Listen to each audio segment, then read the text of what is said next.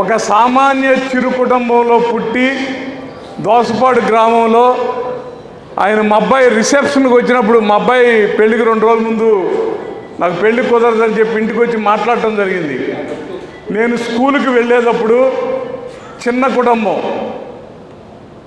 నేను ఏదైతే కష్టాలు నేను పడుతున్నానో మా కుటుంబం పడుతుందో ఈ ఊర్లో పడుతున్నారో వాళ్ళకి అవకాశం ఉన్నంత వరకు సేవ చేయటానికి ఉన్నటువంటి మార్గం అది పార్లమెంటు సభ్యుడు కానీ కేంద్ర మంత్రి అవ్వగలిగితే ఈ దేశ రాజకీయాల్లో రైతులకు కావలసినటువంటి అవసరాలు చేయడానికి కావలసినటువంటి పరిస్థితులు వస్తాయి. నేను కేంద్ర మంత్రిని అవ్వాలి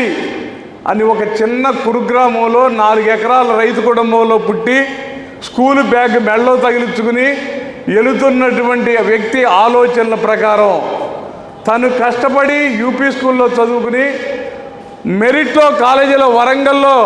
మెరిట్లో ఇంజనీరింగ్ పట్టభద్రుడిగా పూర్తి చేసి ఏదైతే ఒక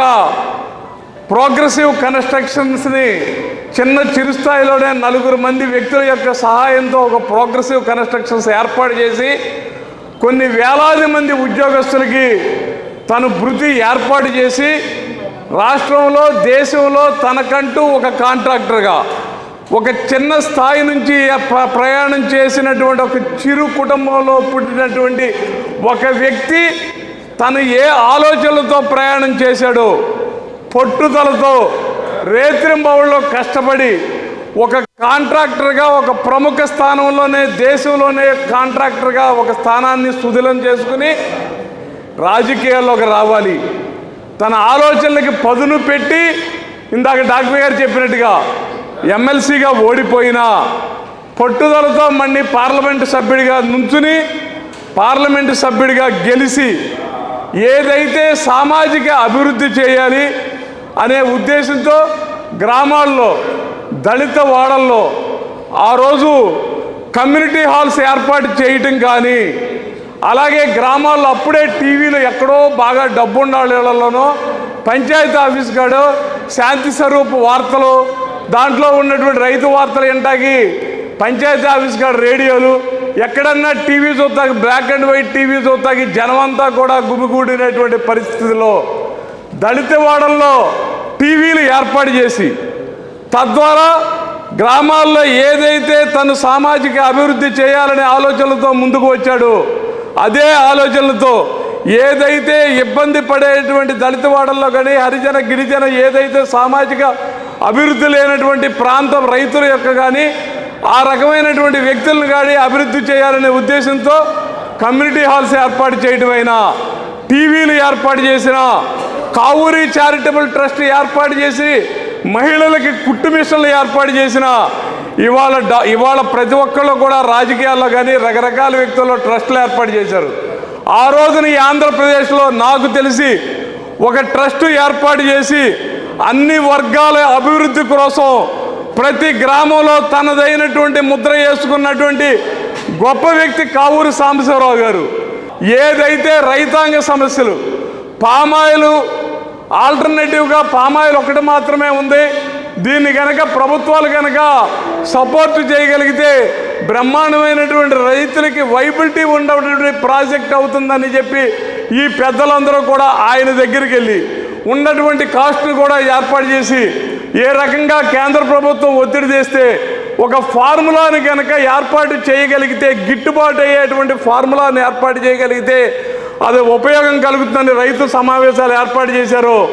అంటే ఆయన దగ్గర ఉన్నటువంటి నేను కూడా 2-3 సార్లు అంటే ఎప్పటికీ కూడా అప్పటి నుంచి ఇప్పటి వరకు కావూరి సాంబశివరావు గారు వ్యక్తిగతంగా మాకు నాయకుడు కాదు. మాకు తెలుగుదేశం పార్టీ నందమూరి తారక రామారావు గారు నాయకుడు, చంద్రబాబు గారి తర్వాత నాయకుడు. కానీ ఏదైతే రైతాంగ అభివృద్ధి కోసం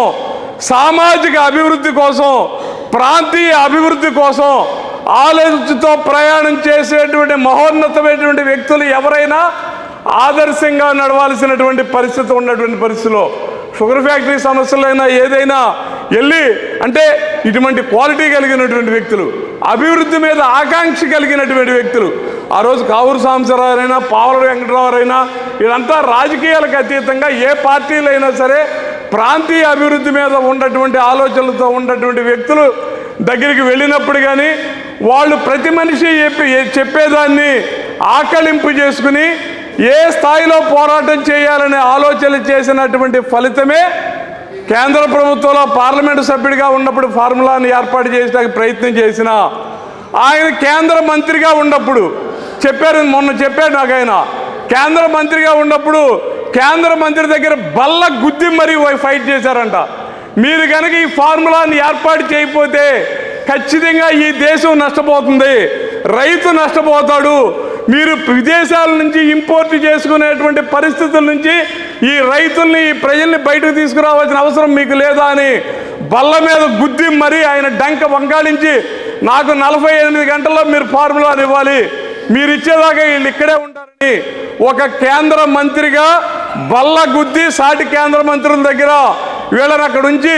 మీరు ఫార్ములా తీసుకురాకపోతే మీరు హైదరాబాద్ రావద్దు, ప్రతి నిమిషం కూడా నాకు టచ్లో ఉండండి అని చెప్పి ఆయన 48 గంటల్లో ఫార్ములా తీసుకున్నాకే ఈ రైతు సంఘాలను హైదరాబాద్ తీసుకొచ్చినటువంటి ఫలితమే మనం ఇందాక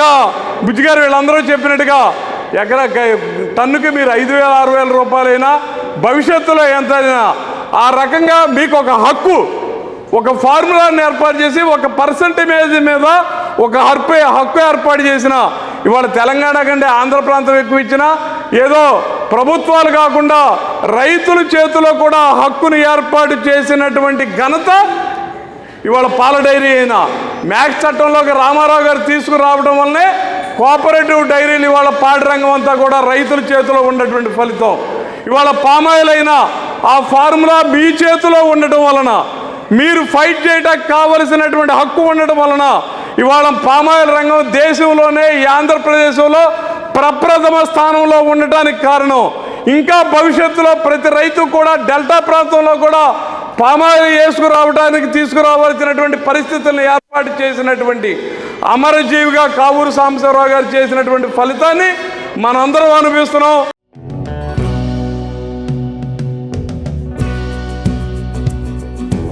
Like, share and subscribe to Rajaniti channel.